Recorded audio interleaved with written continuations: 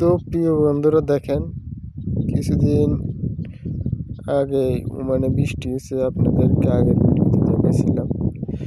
আর বৃষ্টি হওয়ার পর দেখেন যে পাহাড়ের ফাঁকে ফাঁকে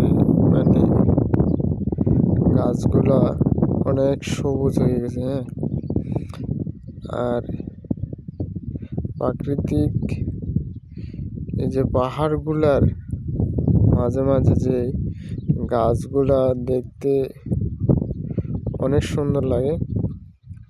ঠিক আছে, এখানে এই যে দেখুন গাছগুলা, এতদিন কিন্তু বৃষ্টি হয়নি দেখে গাছগুলা একবারে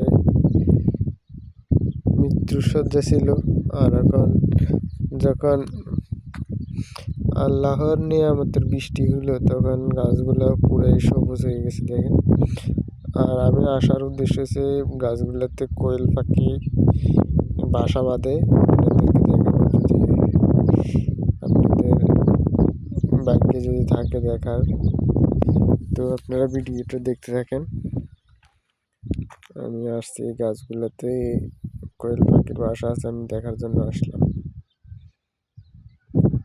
তো আপনারা সাথে থাকেন। আর এই যে পাহাড়গুলো দেখলে কিন্তু আমাদের সেই স্বপ্নের প্রিয় নায়ক